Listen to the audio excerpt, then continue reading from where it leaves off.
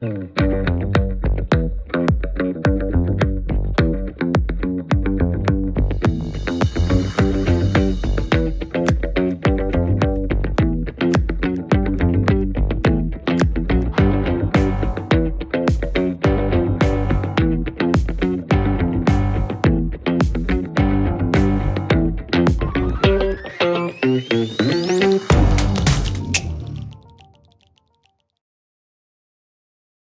Good evening and welcome to the breakdown. I am Tara Setmayer. The Rick Wilson will be joining us momentarily.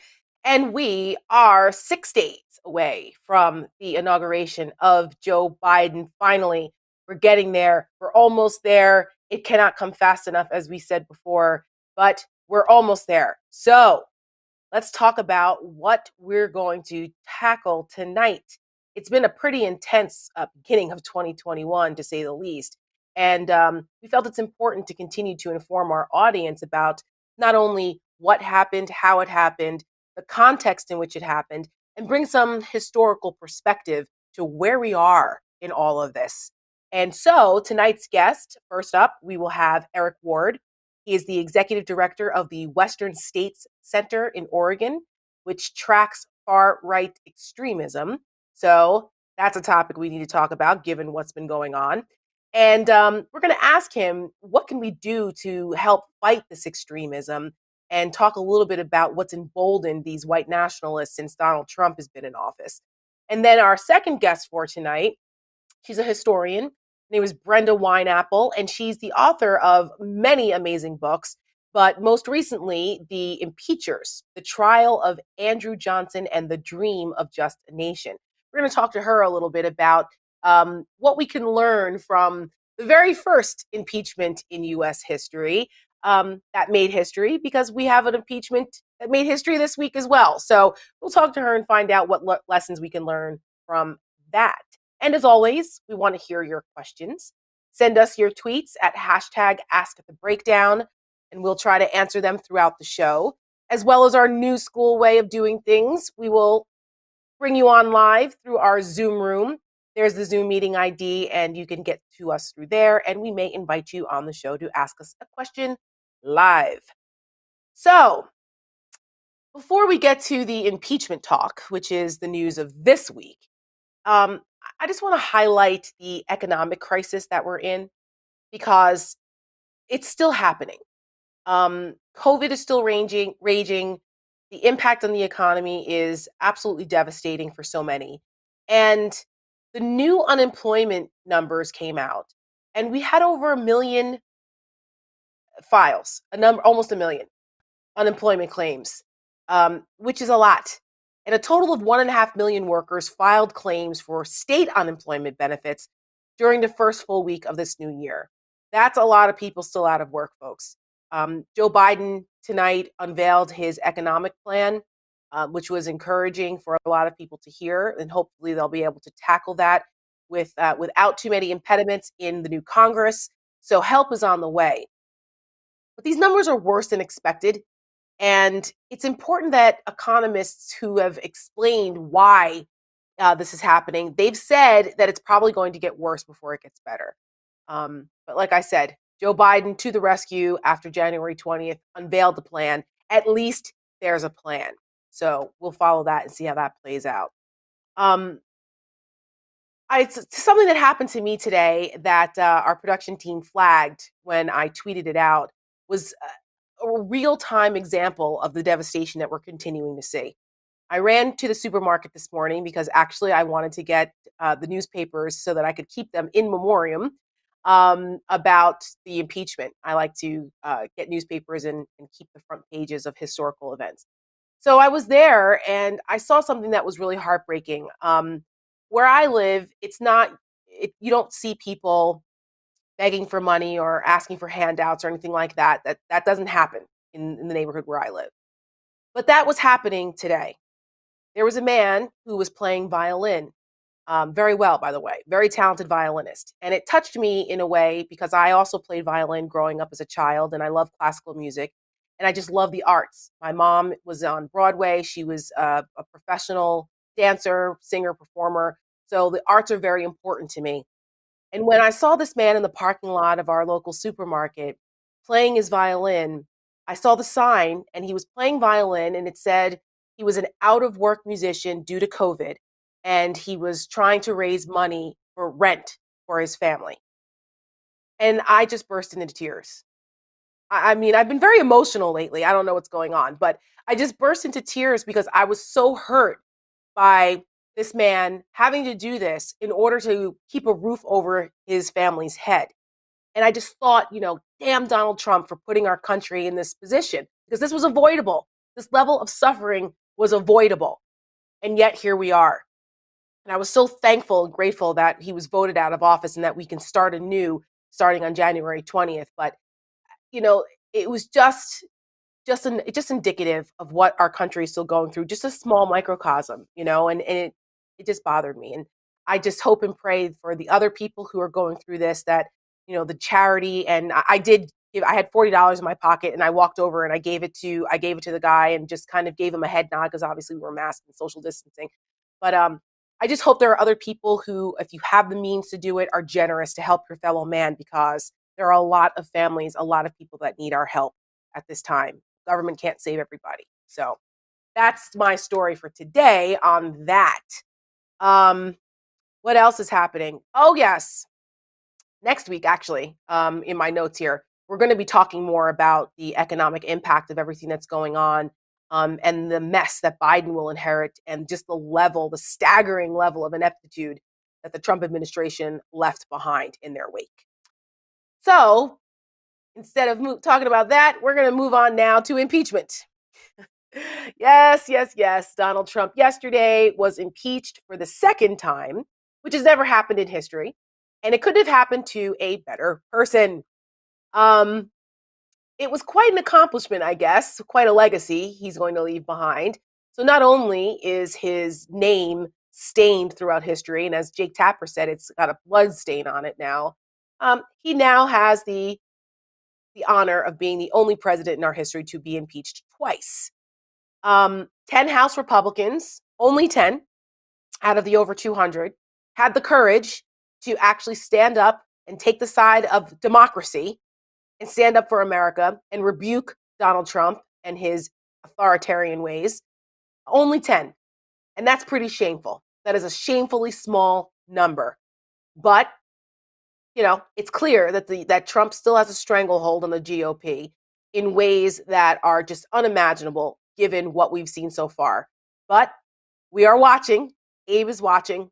And we will continue to make sure that those people who were part of this insurrection, part of this despicable seditious act, are held accountable.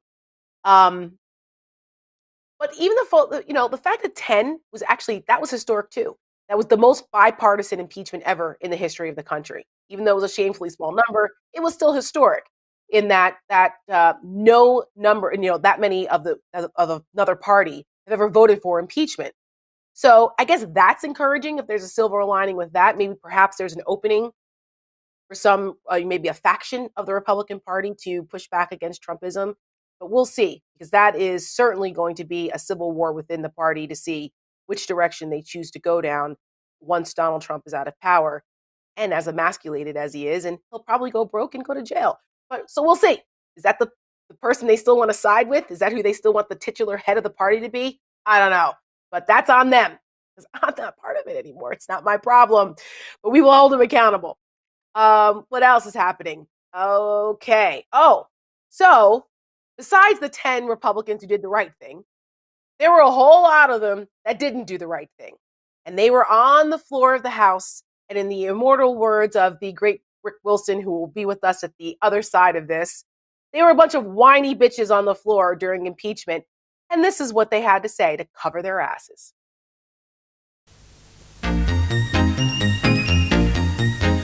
Has the leader of your party incited a violent riot in the hallowed halls of your nation's capital? Are you frustrated and confused about what to do? We're here to help. Presenting The Liar's Guide to Mendacious Hypocrisy. Volume 3. How to grandstand in the inevitable impeachment proceedings. While last week you feared for your life, Today, you're queasy with the sense that you might need to do something. But fear not. With our simple Trump-proven system, you won't have to do much of anything at all. Step 1. Ignore everything you've ever said or done in the past and condemn the behavior you encouraged as recently as your last tweet. Example. We've condemned all the violence all the time. We condemned it last summer. We condemned it last week. Step 2. Blame the other side. No infraction is too small. Democrats have spent all this time endorsing and enabling violent riots. Where's the accountability for the left after encouraging and normalizing violence? Trump supporters should be harassed wherever they are, in restaurants, on the street, in supermarkets. Remember that time Sarah Huckabee Sanders was politely asked to leave a local restaurant? That was basically as bad as armed Nazis storming the Capitol. Step 3. If you have to tell a lie, and you do, tell a lot of them all at once. Your supporters already live in a world of fantasy. What's a few more? The president who cut taxes, the president who reduced regulations, the president prior to COVID had the greatest economy, lowest unemployment in 50 years, put 3 great justices on the Supreme Court, gave us a new NAFTA agreement, the Abraham Accords, the COVID vaccine, and who built the wall. Whoa! List wasn't long enough?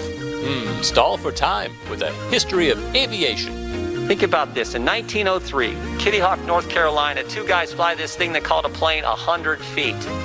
44 years later, Chuck Yeager breaks the sound barrier. 22 years after that, another American steps on the moon. Step 5.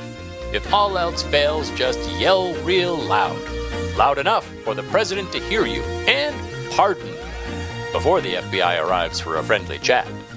Some have cited the metaphor that the president lit the flame. Well, they lit actual flames, actual fires, and we put them out. Expired. There will be order in the House. I yield back. Well, that's all for now.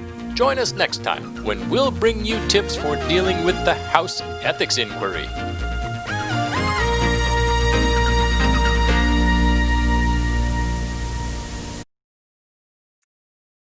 Oh, Rick Wilson, welcome, welcome, welcome. Thoughts, my friend? Good evening. You know, it's as our friend George Conway just pointed out, about 135 hours to go, and I'm sure we will have additional fuckery and trouble between now and then. But there is a growing sense that the Capitol is at least more secure than it was before last Wednesday, and that the National Guard is in place in fairly large numbers, so that we're going to have some actual trained and professional military folks. Hi. Oh, it's nameless. Hello, Kitty. She brought me her owl feather. Oh my gosh, I love it. She's stealing tiki time tonight. As you know, Leslie Jones went off about your portrait of Nameless. She wants to know what's happening. So, Leslie Jones, if you're watching LPTV, you just had live inspiration for the portrait behind Rick Wilson on MSNBC that freaked you out the other night. There she is. Clawing that crap We got to get you on, Leslie. So, join us. Yeah, Leslie, come on. We'll talk about cats and craft mirrors and all the other hoo-ha. So, Yes. but yeah, I mean, look, 135 hours to go. The clock is running. I hope that the Capitol is more secure. It's clear that, given that we live in Trump time and hyper dog years now, it seems like a million years ago that Trump was impeached, but it was 26 hours ago. Right. And, the impact of this hasn't ramified through most people's minds yet, because they're just used to so much chaos and so much dissension. And I have to say, the thing that's really on my mind tonight, I just read that Washington Post piece. I just tweeted about it, about the Capitol Hill cops. There was a story from their perspective of groups of 5 and 10 and 30 of these cops, not the guys who opened the gates or let people in, the ones that were standing in the hallways trying to keep out thousands and thousands of violent MAGA insurgents. The guys it's a long interview with the guy, who was next to the officer who was killed. Officer Sicknick, who Ugh, heard them screaming, "Kill him with his own gun." They interviewed oh the my God. officer who was caught in the door and injured while being smashed in the door as the protesters tore at his eyes and face. And That was it a was on my horrible mind tonight video. because agonizing to watch. I Yes. really, really was thinking about that. Is that if we don't have a fundamental respect for the people's house, we don't have a fundamental respect for the men and women who stand guard at it, and we don't have a fundamental respect for the history imbued in that building, we don't have a fundamental respect for the country at all. And it just That's struck right. me tonight really hard about how central to the Trump myth. Oh, we're the ones who back the cops. We're the ones who like law enforcement. We're the ones who stand with the law enforcement, back the blue, etc. Well, those people wanted to murder those cops. And that story tonight in the Mhm. Washington Post, folks, I encourage you to take a look at it.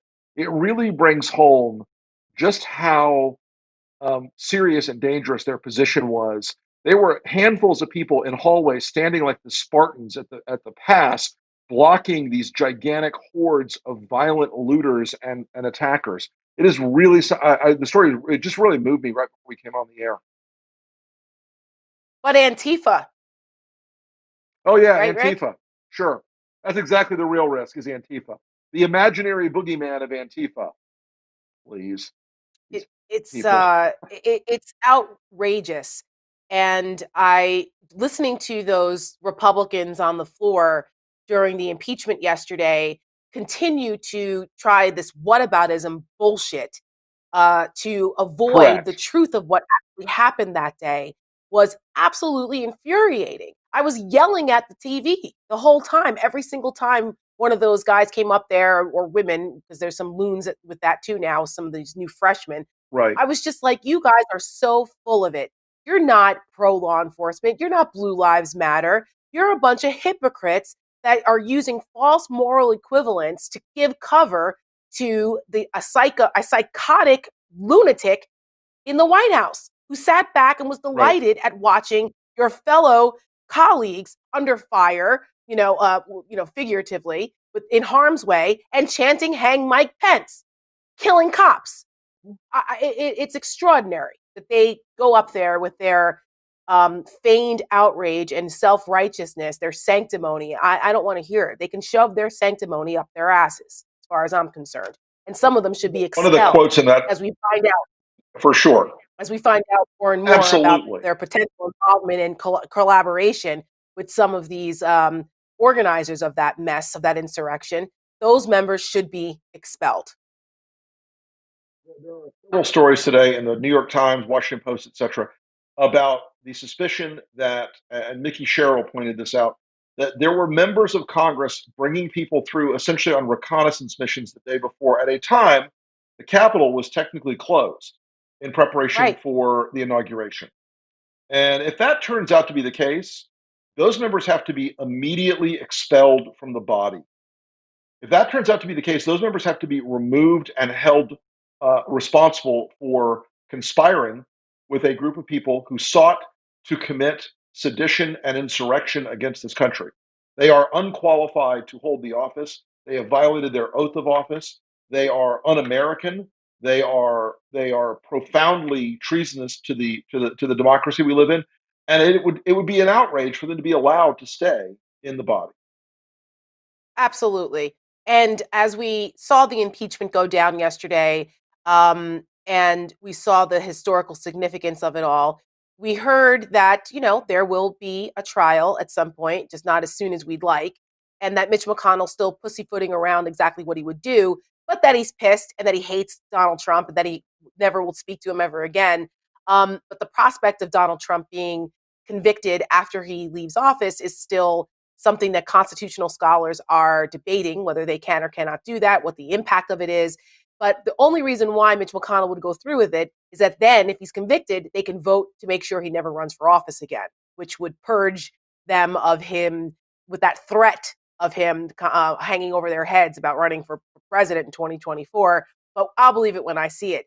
But since there's going to be a trial, that means he has to have legal representation, right? Guess who his crack legal team's potentially going to be? Rudy Giuliani. But he told he told people, not to pay Rudy Giuliani's legal fees, which is hysterical and very on brand for Donald Trump, who never pays his lawyers in full. Completely on brand for Donald Trump. Giuliani.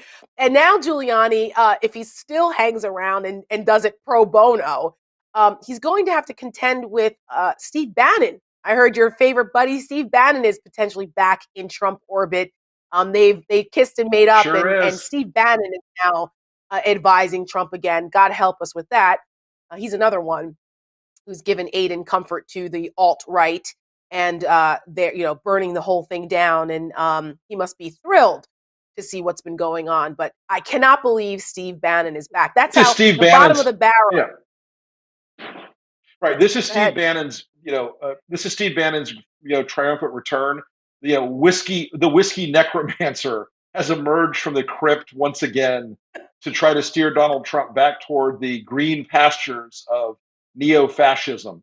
Well, this is going to be a problem for Steve if he's going to defend Trump, because he may be in jail soon, and he may be exposing himself to even greater liabilities as he tries Donald Trump in the impossible here. He will tell Trump, go all in on the hyper nationalism, go all in on the white nationalism, go all in on the alt right, go all in on the Proud Boys and the various other military, quasi-military groups that are seeking to overthrow the government. Remember, Bannon told us what he is. He said, "I'm a Leninist."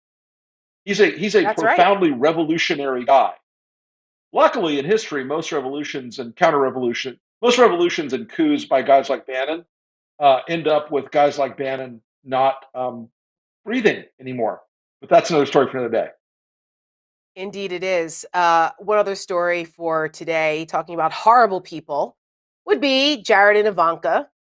And we've seen the pictures of the moving vans and things, of they're moving stuff out. They're leaving the hoity-toity neighborhood of Kalorama in the DC area, where lots of people of means live.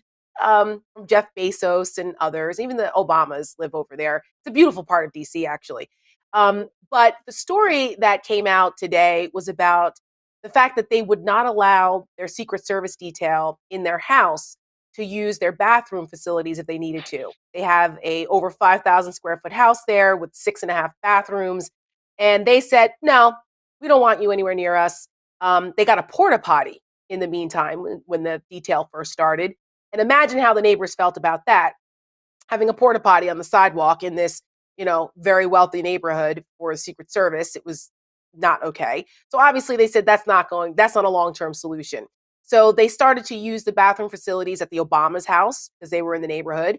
Their fellow Secret Service members were over there. Yeah, we can use there. They were using local businesses. It was crazy.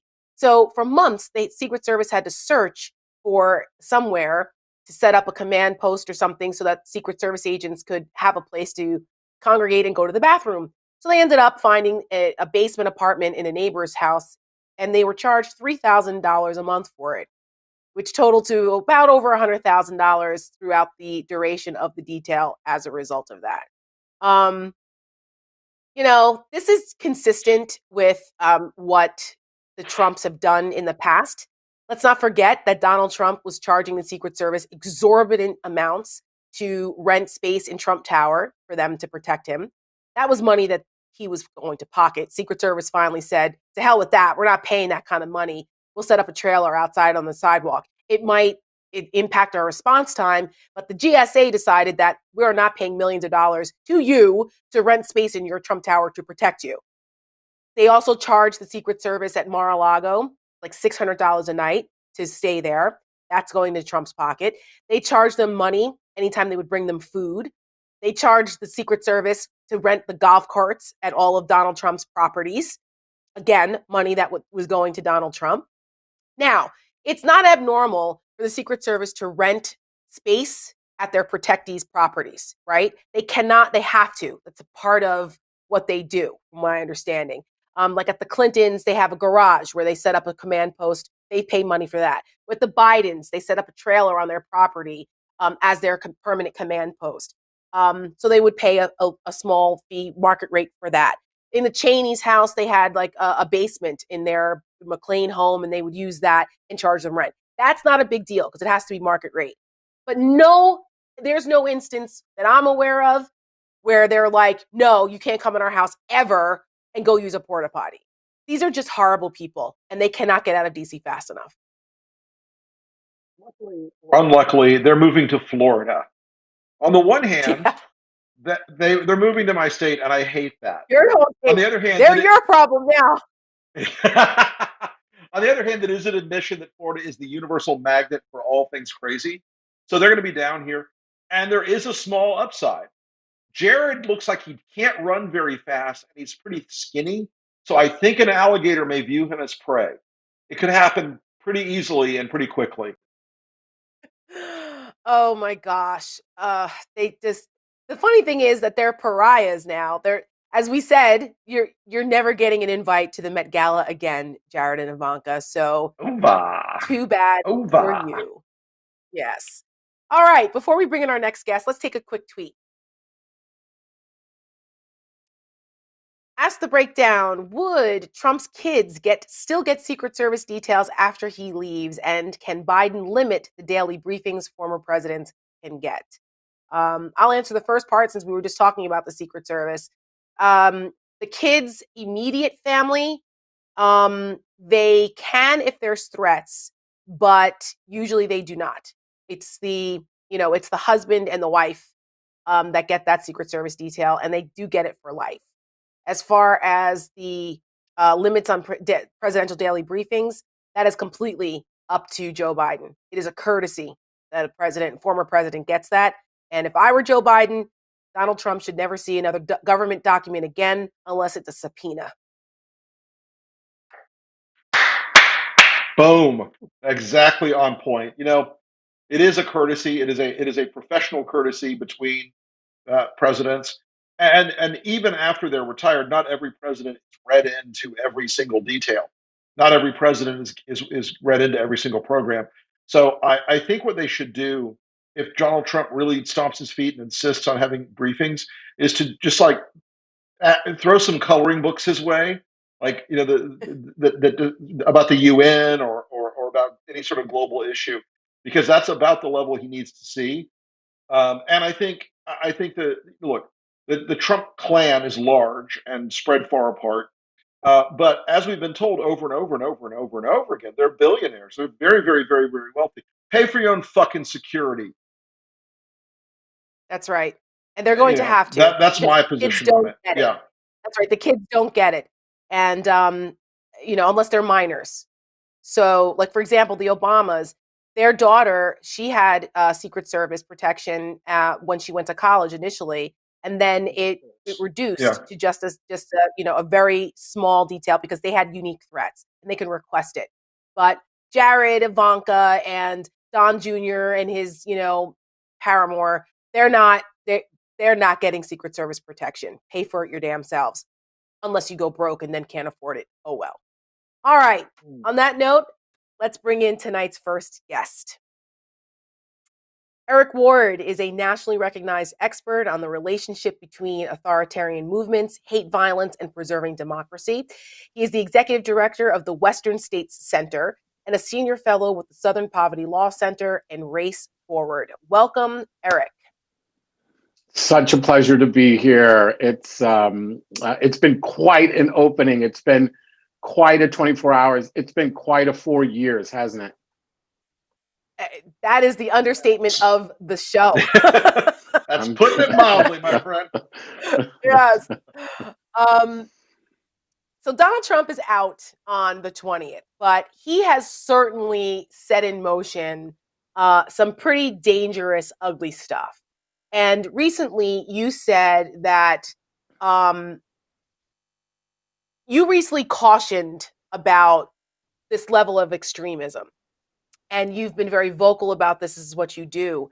And you talked about how the anti-Semitism as well, some of the things that we saw in that insurrection riot last week should not be understated. I think we have a picture of one of the guys that was there. They had these horrible anti-Semitic shirts they were wearing. This guy had a Camp Auschwitz shirt on. He's been arrested, by the way. There he is, that guy. They had a 6 WME shirt, which meant, or 6 MWE, 6 million wasn't enough. Horrible, horrible things. And you said it is no stretch to say there were visible signs of anti-Semitism in the makeup of the riot, but the real power of anti-Semitism in the events of January 6th is actually buried within the narrative. What did you mean by that? Yes. Well, what I meant by that is that anti-Semitism isn't at the core of the white nationalist leadership that helped drive this insurrection in DC. It is the core of white nationalism, and it's so central to white nationalism that it's actually hard to untwine the larger alt-right coalition in America without coming to terms with that anti-Semitism. What I mean by this is that among 21st century white nationalists, that Jews are cast in the same role they have always filled for anti-Semites, as the absolute other, demon stirring the pot of lesser evils and the driving force behind white dispossession or alleged white dispossession. This anti-Semitism has been part of the makeup of the white nationalist movement since its defeat by the civil rights movement in the 1960s, a moment when this country decided to move forward together. For these white nationalists, for these neo-Confederates, they cannot abide by the idea that they suffered a political defeat by folks they saw as inferior. So they needed to scapegoat someone else. And Jews became the easy scapegoat in that moment. And that's what played out last week. So what happens? What happens to these extremists, these white nationalists, these anti-Semites? Once Trump is out of office, do they lose their leader, or does he become their martyr? What happens to these people? Yes.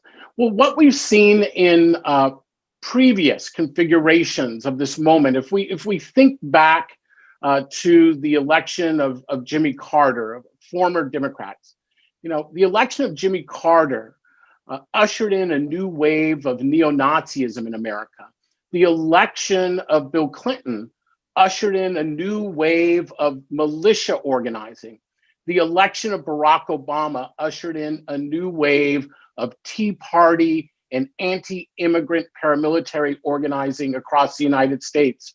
We can anticipate that the election of of Joe Biden is likely to usher in a more militant type of political violence by this alt-right and white nationalist movement. The reason being is that increasingly they are beginning to understand that they indeed are not the majority. They are nowhere clear to the majority of Americans. For instance, there are more white Americans today in the United States who support the values of racial equity than supported Martin Luther King Jr. in his lifetime. In short, right, the arc of American democracy bends towards justice, bends towards inclusion. And the white nationalist movement understands it has no voice in this except through their political violence. They are a bankrupt political movement that has done nothing for America. I will just tell you this, quite frankly, Black Lives Matter has done more for white America than the white nationalist movement has done since 1968. Rick, that's an interesting point, by the way. Unless we I think. Oh, there you No, go. I'm here. I think that is a masterful point, because this has been there's been a sort of plateau the civil rights movement hit after some of the great accomplishments, and it's been this bumpy ride. And I think there's been a moment where the Black Lives Matter movement calibrated a different sensibility in this country about the role of police and the state when it comes to the lives of African Americans. I was involved in the right on crime movement back in the mid 2008, 9, somewhere in there, because it came to be obvious to me as a conservative that the way African Americans were treated was disproportionate, and that was a fundamental breach of our Constitution. was a fundamental divergence from what an equitable, constitutionally driven society should be. But we didn't get there until we saw it catalyze, I think, in the last couple of years. And I think the events in Milwaukee this summer, or Minneapolis this summer, were absolutely crucial in moving forward on something that made that discussion inevitable and consequential. And the counter reaction to it by the alt-right and by the Trump movement has become this alternative reality bubble, like a lot of the other things they do. And it strikes me that very frequently, there's a feeder mechanism inside that alternate reality bubble that's always trying to take apart the case. Oh well, it's George Floyd wasn't, he wasn't an angel. We have to look at this and that. George Floyd was on, drugs. George Floyd was this. He was resisting. He was fighting. They were afraid. Bullshit, all of it. But there's a feeder mechanism inside the conservative media space that tries to dismiss all of those things and pretend they're not happening. I think that's right, Rick. I mean, we should understand that these white nationalists and others, right, who have infiltrated the Republican Party, right, over decades, right, forcing conservatives out of their own party, right, are lazy. Can we just say this, right? They have no creative solutions to this country's problems. They have no solution to COVID-19. They have no solution to record unemployment. They have no answers around strengthening community. The only thing they understand is how to pick up a gun. Well, look, a 6-year-old can pick up a gun. That is laziness, intellectual laziness, and quite frankly, it's unbecoming of American democracy. What we know about this movement is that it is attempted to distract Americans, right, from the hard work in nation building. There used to be a time in our country, and I'm not going to paint rainbows and unicorns. That's not my job, right? But there was a time in our country where people would travel hours to help each other build barns. What the white nationalists and alt-right movement did in Washington, D.C. is to try to burn the American barn down, right? They are seditionists and they're insurrectionists. And they manipulated many Americans, right, to join their cause. And they did so because certain political figures benefited from that dissension. It has left our country weak. It's time for the rest of us to roll up our sleeves and get to the hard work of moving this country forward. And that means even helping those Republicans, right, who want their party back to do just that. We have to understand, I am one who has seen this Republican Party, at least this hard group within the Republican Party, who have used a racialized form of politics to scapegoat the rest of America. We've watched this disaster. We have found out that it's not just marginalized communities who were at risk. It turned out that even law enforcement, who this group allegedly supported and worshiped, right, became fodder in their attempt to overthrow US democracy. Moving forward means one clear thing. It means that it is time to call to account and draw a moral line against bigotry between those who say that they hold the Constitution up with one hand and are crushing it with the other. It's time to hold these elected officials accountable because they took advantage of a portion of the American population who are just trying to find their ways forward. I say this as a person who joined and volunteered, right, into the US Navy at age 17, right? I didn't join the military to hurt people. I joined the military to help my country and to help people. These armed paramilitary groups, they are nihilist, they have no real answers, and it's time to bankrupt them. Well said. Thank you for your service. Yeah. This country managed, Go ahead, between the FBI and civil rights groups, managed to bankrupt the Klan in the 60s, 70s, and early 80s. We managed to tear their financial underpinnings out from them and bankrupt them over and over again. And they ceased to be able to organize at scale. They ceased to be able to threaten people at scale. They will always be there, but they didn't have resources. And they recognized that every time they reached a certain size, that they were going to get the knock on the door, and they would be torn apart.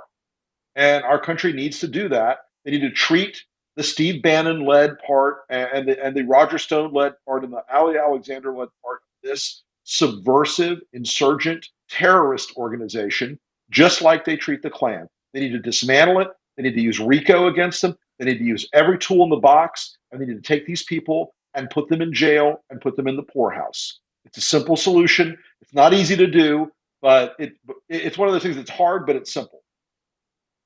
I think that's right. I mean, look, there is a long arc to this. What happened on January 6th in our nation's capital did not start a year ago, and it didn't even start 4 years ago.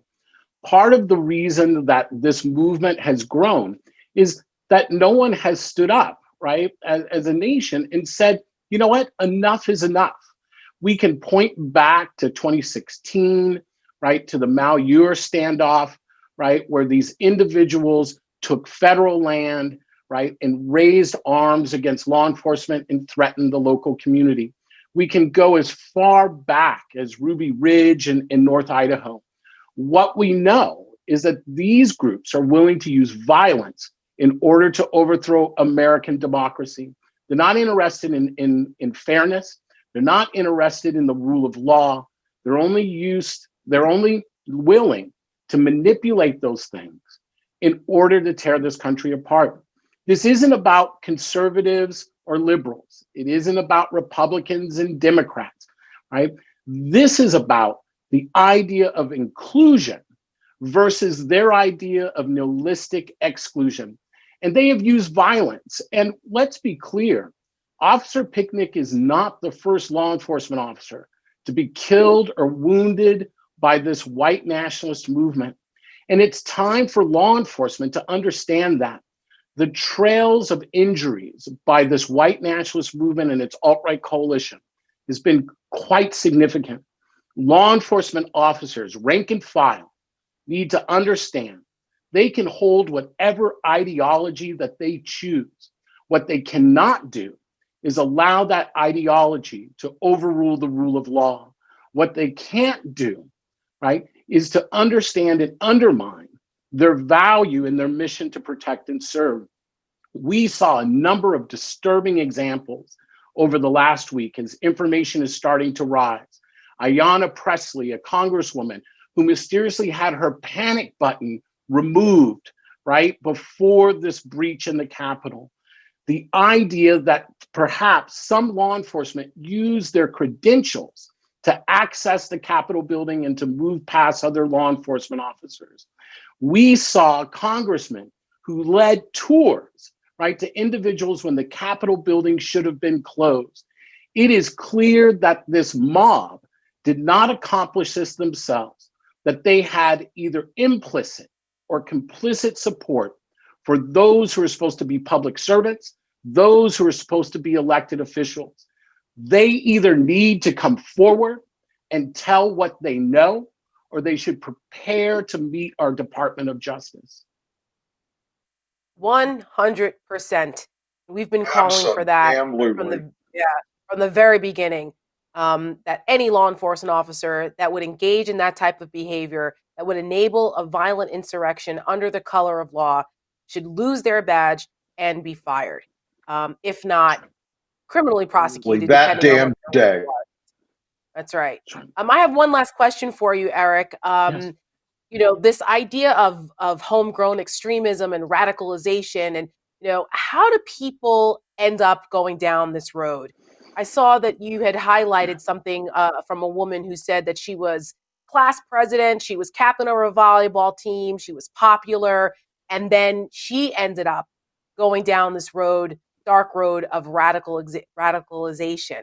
How do people look for this? How can you prevent it? Talk a little bit about that, because some people get radicalized who you don't expect. Yeah, this is the thing. We have to dispense with the myth of who becomes radicalized. I think the myth is buried in perhaps our own prejudices.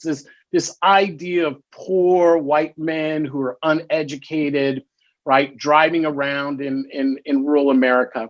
Those are our own stereotypes that we need to rid ourselves of. The truth is that statistically, these movements are made up of individuals disproportionately who are middle class, right, and actually educated. What we understand is that most people don't decide to join a cult. They slowly become absorbed into a cult, whether it's political or religious cult. The way that we intervene, I believe, is on 3 levels. The first is as individuals. If we have a family member or a friend, right, who is being drawn into this conspiratorial thinking, whether it's QAnon, whether it's an anti-Semitic conspiracy, we have a choice point to make. We either choose we are going to engage that person or distance ourselves. If we're going to engage them, we don't mock them. We don't make fun of them. We make sure that we are their best friend so that they have some kind of counterpoint to the siloed conspiratorial information that they are doing. The second is this: if you think someone has broken the law or is about to harm another individual, it is important that you tell someone that you trust about that. Do not hold that information. We often hear the story from neighbors, from family members who tell us, yes, they were expressing that they were going to use violence, but we didn't think that they were going to do so. You need to take this movement at its word. It radicalizes people and distorts their worldview. The third is this: defend democracy, not sedition. While it may be fun to sit back and to tell the Republican Party that they've made their bed and they have to lie in it, the truth is all of us will pay the price for a Republican Party that becomes fully a white nationalist party in America. It will play out at the state and local level. All of us have a responsibility. We don't want white nationalism in America, and we don't want it in the Republican Party either.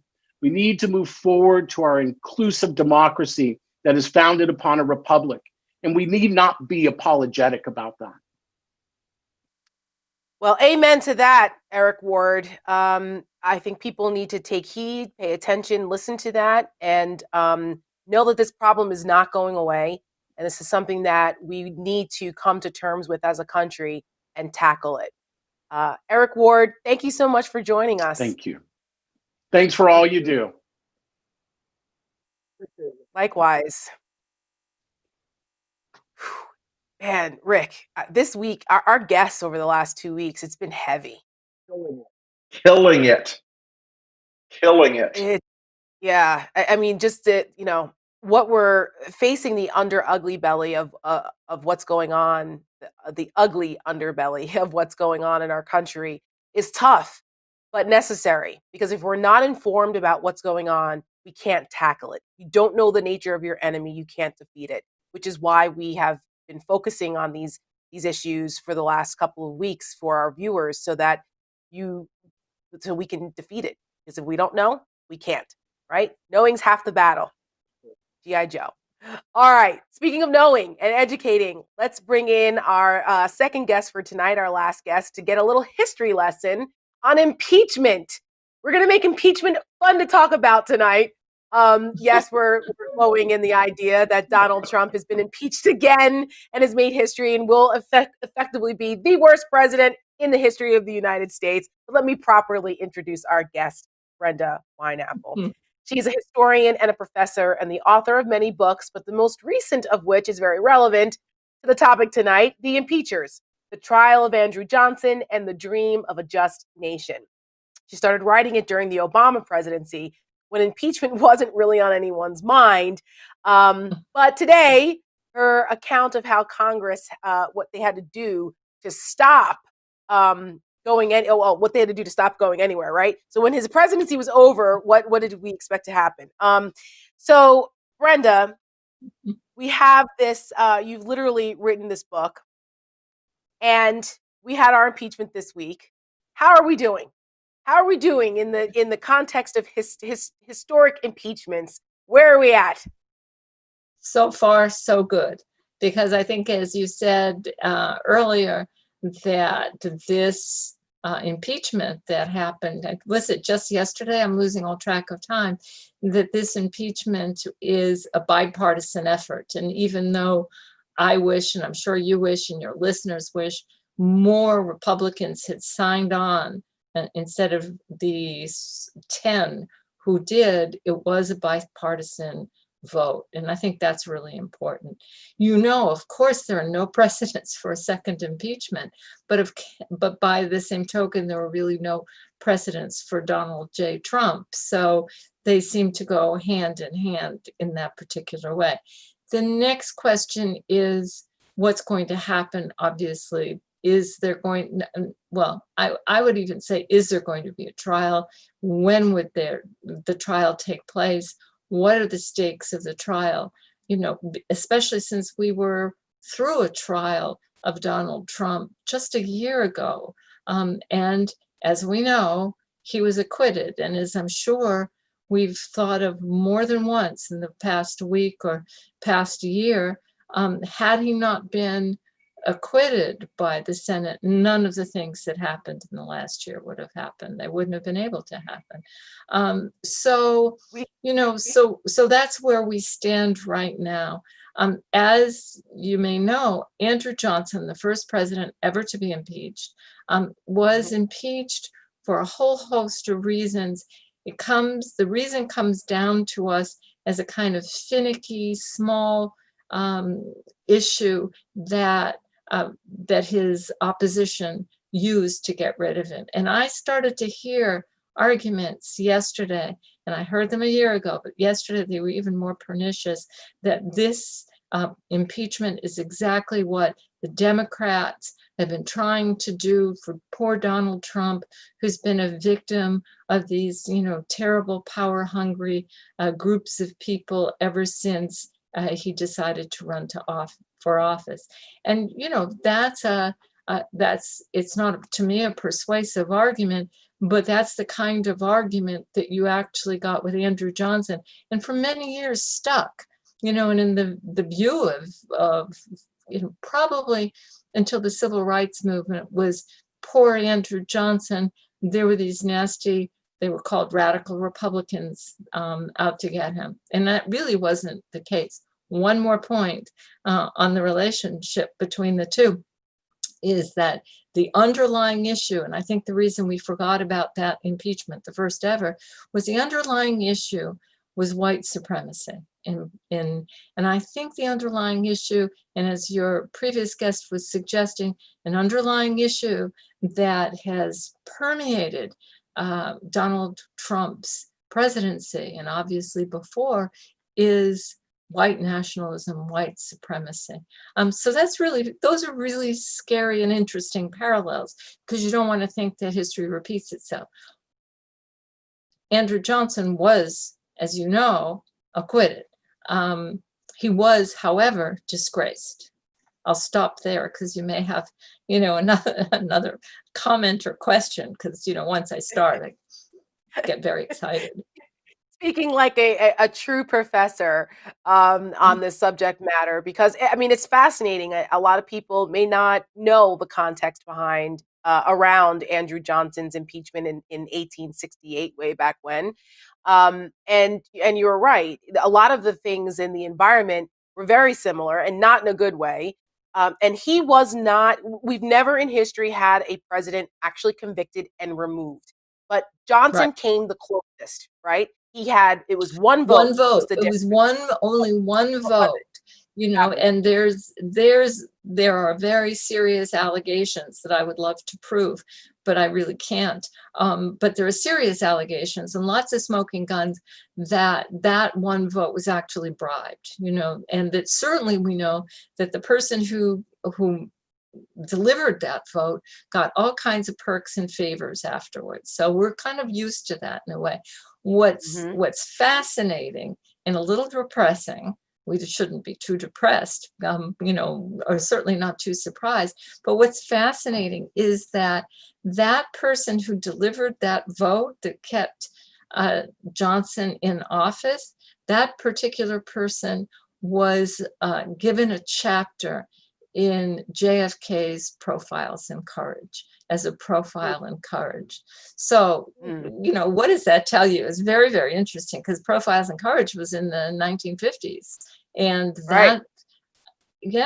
and this guy was still being hailed as a kind of hero who stood up for right against his party. And he wasn't that at all. Of course, we've come to find out.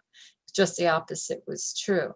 So Johnson left office, but there was an election coming up. And it was, again, same kind of arguments last year. Well, it's so close. There's an election. Let the election take care of it. We'll see how that went. But Johnson was disgraced, and his own party wouldn't even give him the nomination. Unlike Republicans. Rick Wilson? It's fascinating. The historical resonances of this impeachment, I think, are going to kick forward for a long time, because we've never had a president who encouraged an actual insurgency. We've never had a president who encouraged the actual, overturning of a free and fair small d democratic election. And I think the causality question in the future, I hope that it raises the bar to a certain, or lowers the bar to a certain degree, that there's a warning to future presidents to say, listen, if you try to overthrow the government, you're going to get impeached. And in a circumstance where the country wasn't so deeply polarized, you're going to get removed. Yeah, I was thinking about that just today, as a matter of fact. And, there's a way in which you could almost say that overthrow, the effort of that overthrow that Trump was inciting was itself a kind of secessionist movement, when you think about it, really. That in a sense, in 1860, Lincoln got elected, right? And what was that?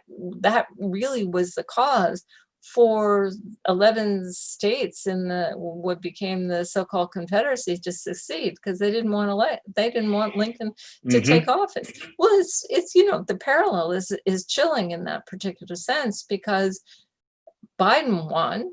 He was certified. His election was about to be certified. The electors had already, in the various states, been certified. They came to Congress, and that was about to take place. And then this riot, overcame the Capitol. People breached the Capitol. That's basically a kind of secession, where they're saying, we want a different government. We want a non-constitutional government. In this case, we want a dictatorship. They weren't saying that, but that's what they're actually going for in that particular case. That's the goal. That's the goal. Bizarre. Yeah.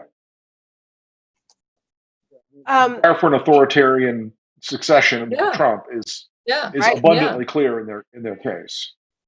Yeah, I was going to ask you about the historic parallels between the Civil War and Reconstruction in that era, and how a lot of people often say that we should pay attention to that because there are parallels and we could learn lessons from that and how we approach what's going on now. But you kind of answered that already. So I'll ask you the question about an idea that you wrote about in one of your books in Ecstatic Nation, where you talk about the popular psychology that led to the South, into this, quote, you call a state of ecstatic frenzy.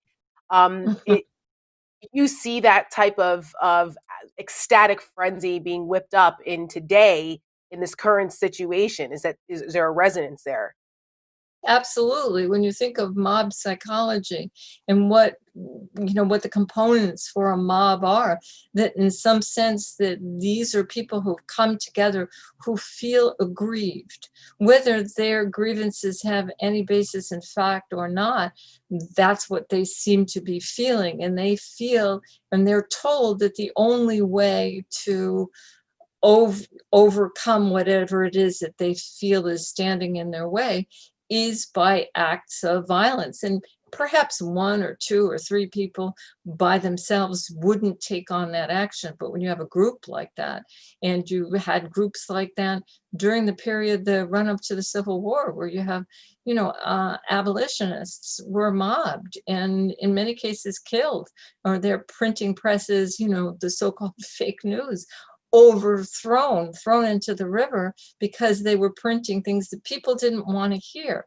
Why they didn't want to hear them? Well, you could say because they maintained the status quo. You could say, in the sense that they felt that their world was changing. You could say that they felt economically disenfranchised. You could say because they were, out and out racist. There were probably lots of reasons, and these things often happened in the North much more than the South. When you think about that, that is bizarre. But yes, people can be whipped up into kinds of frenzies, religious frenzies. Just they're very much like that as too. When you think about that, witch burnings and things of that nature, it's very, very frightening. And that's why we have a country, a constitution, the rule of law. And because everyone knows that mobs get out of control. Ecstasy, sounds like a good thing, but it is a kind of way of not, it's non-reason, it's irrational. And, you see a cult of the irrational right now, and it's being perpetrated and played on by people, particularly in Congress, who really should know better, because they know the election wasn't stolen. They know That's it right. wasn't. You know who else was concerned and who warned the country about the dangers of mobs? Abraham Lincoln in 1838. At 28 years old, he gave speeches about this, warning about the dangers of mob mentality and warning about pushing back against the dissenting voices and trying to silence them, and how prescient he was at that point. Yeah. So No, he's a new absolutely. in our country. Absolutely. And, Andrew Johnson, I used to think he was the worst president that we ever had. And that was saying something, because there's a lot of competition for that, but now he's gone to number 2. He's the second worst in that way. But he would go to what we would call today his base and have rallies. He was rallying against civil rights. He was rallying against the 14th Amendment, the passage of the 14th Amendment. And he would basically say, hang these people. But he knew what he was unleashing, but I think he would have stopped short. There was some violence, but it was never sack the Capitol, because he believed in the Constitution. As I was saying to somebody the other day, he actually read it. It was said that he was buried with a copy of it underneath his head. And I don't think Donald Trump is going to be buried with a copy of the Constitution as a pillow. I wouldn't hold my breath. Yeah. Rick, do you have another question before we take a tweet from Brenda? Thank you so much for tonight. That was a great piece of history and a good insight into the prior worst when it comes down to it. Thank you so much. My pleasure. Thank you for all your good work. 1 second before Brenda goes, I do have one last question for her. Do you think that if Donald Trump is not removed and convicted, since it's pretty clear that if this is what impeachment was designed for, right? Yeah.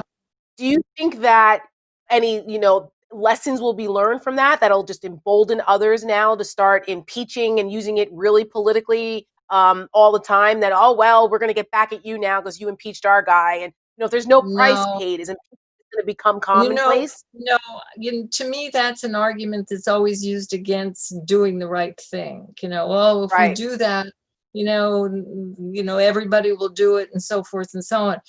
We've done it. It's been done. The problem would be if Donald Trump, he won't be removed from office because he'll be out of office.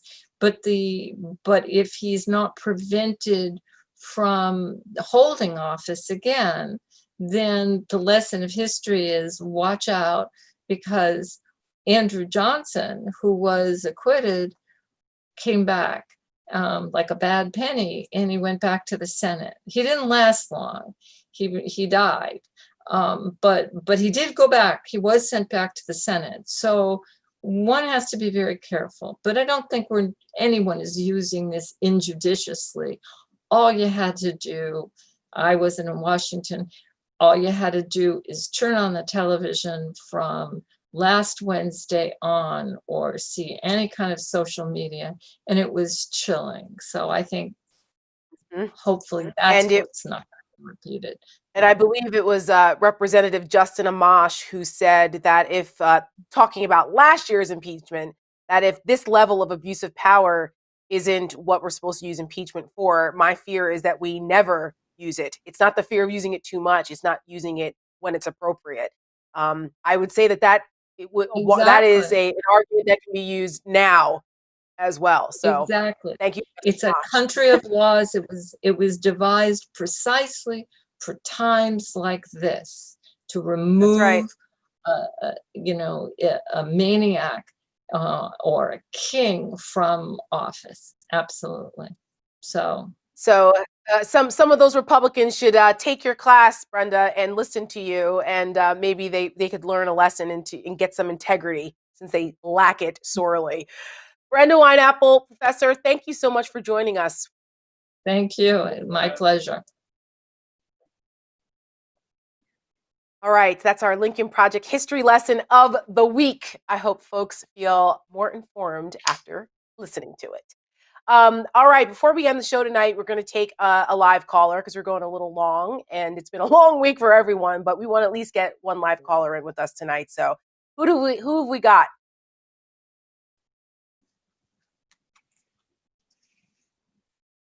There he is. You're on mute. Yeah, so I'm Robert Hageman. I live in Arlington, Virginia, and thanks for taking my call. Thank you for all your great work too. My question is, given the immensity of the belief that the election was stolen among Trump voters, is there any hope do you think there's any hope of reducing that number, the proportion of Trump voters who believe that it was stolen, without the leadership of the Republican Party in the House and Senate, and more broadly, making some effort to convince them that this was a legitimate election? Or do we have to just live with this, which is quite different from having people who are disappointed? These people just don't believe it, that he's legitimate, and it seems very worrisome. So do we need McConnell and McCarthy and those people to put the Kool-Aid away, or do something so they unfortunately can do something? Yeah, it's a great question, but I have to be honest with you. Unfortunately, there's no chance they're putting the Kool-Aid away. Mitch McConnell's in a terrible box right now. If he says the election was legitimate and forces the issue and lets the impeachment trial in the Senate go to its conclusion, they're going to have a bunch of MAGA candidates primarying their vulnerable incumbents that are coming up in 2022. If he doesn't do that, we're going to have a bunch of more powerful Democratic candidates posting up against their MAGA, their incumbent candidates in 2022. It's a really tough spot for Mitch to be in. I don't have any pity for him, but it's explicable why he's in such a bind on this. But they now believe the election was stolen. The Trump voters believe the election was stolen. And what we've seen with a lot of things is that you can't change the mind of a Trump voter. If they're in the cult, they don't believe any externality can affect their self-image or their personal image of Donald Trump. They believe him explicitly and completely. Yep. Unfortunately, I agree with you on this one. Not unfortunately, I agree with you. Unfortunately, you're right. Robert, thank you for your question tonight. Appreciate that. You're just down the road from me here Have a great in night. Virginia. Thank you. Well, we are going to wrap up our week this week because it has been another one. It's been a week. But before we do, I want our call to action to go out about the insurrection and helping the FBI find more of these lunatics and prosecute them. Thus far, there have been 70 people who've been charged. They've made over 100 arrests. There's 170 cases that have been opened related to a wide range of different crimes that happened on the Capitol grounds. They recently arrested people that we've seen, like that guy with the Confederate flag walking through the halls of the Capitol. They got him and his son. Coincidentally, he's from Delaware. He's not in the Confederacy. But anyway, and they got the Camp Auschwitz guy. We showed his picture earlier. They got him. And it looks like they have a lead on the person who threw that fire extinguisher that ultimately killed Officer Sicknick. But the FBI still needs our help. So I want to have our audience help out if you can and put up the information how you can contact the FBI tip line. There's been the crowdsourcing on this has been amazing, and it's really helped out, and it's led to a lot of the arrests of some of these people. So if you come across people you know, if you know friends that know someone that is in these photos, or you're aware of people plotting, you've come across information where threats are being made, please, please, please call the FBI tip line at 800-225-5324. I think we can throw that number up there one more time. This is the FBI tip line, folks.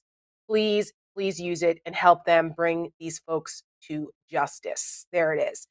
All right. We will be back next week on Tuesday at 9 p.m., our regular time. Next week, we also we're doing a special inauguration show on Wednesday at 8 o'clock. So make note of that. It'll be a special breakdown inauguration show, 8 p.m. next Wednesday. And so be sure to pay attention to that.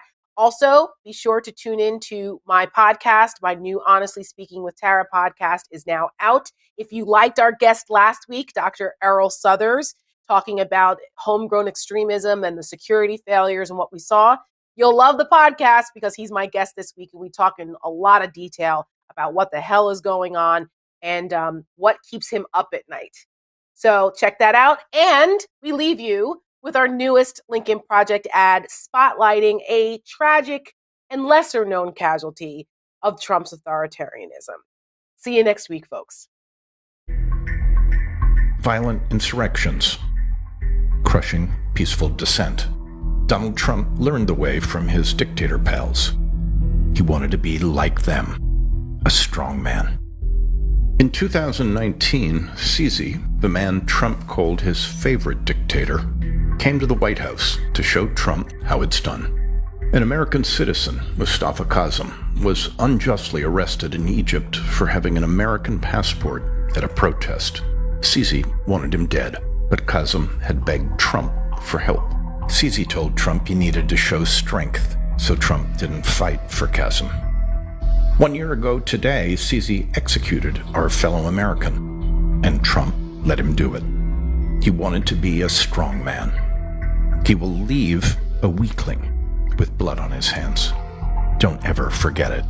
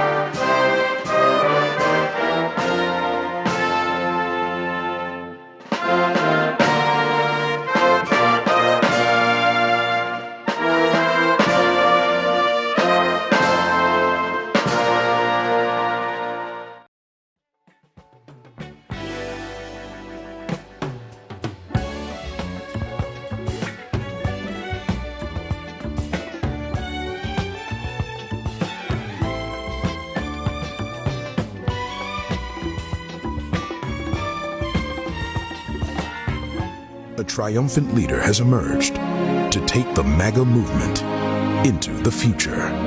Mike Pence. Courage is in short supply in Washington these days. While the divisiveness in this country has reached violent and frightening proportions, Mike Pence has proven that sometimes doing nothing is the most courageous act of all. And no one has done nothing more than Mike Pence hasn't. Other Republicans abandoned the president, while yet more continued to support him. But Mike Pence, using his decades of experience, knew that the best thing to do was nothing at all. It may look to the untrained eye as though Mike Pence is complicit in everything that's happened, but the truth is he's never liked Donald Trump. In fact, he's totally giving Trump the silent treatment. He's speaking less to President Trump than he would to a female subordinate at a lunch meeting. That's the kind of resilient inaction America is in dire need of during these uncertain times. Mike Pence for president. Exactly the leader we didn't realize we needed to not have.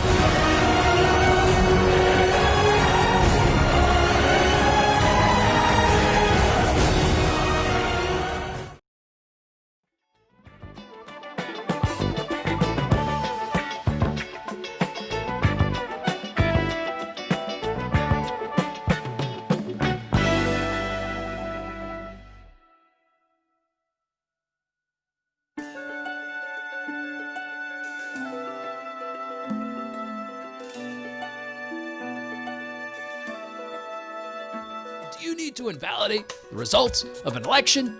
Then call me, Rudy Giuliani of Giuliani, and known associates, the election law experts. Here at Giuliani, we know all about elections, be they national, local, international, or pro forma. But don't take our word for it. Listen to these testimonials.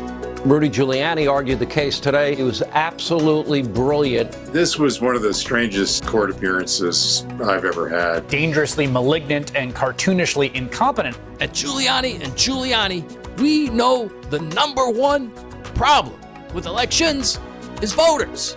You start doing ballots like this. Voters often act against the interests of our clients, inflicting pain, reputational castration that may haunt you and your family business for decades to come.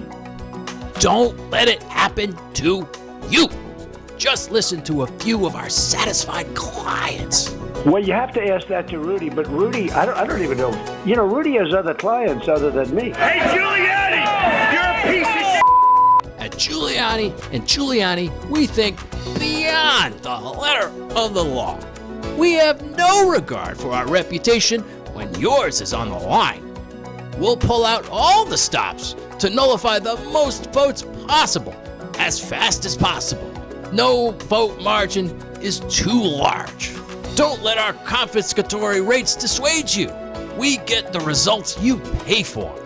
Call us at 646-374-8339 and get the right results certified before it's too late.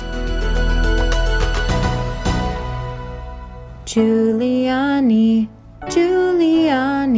and known associates, election law specialists.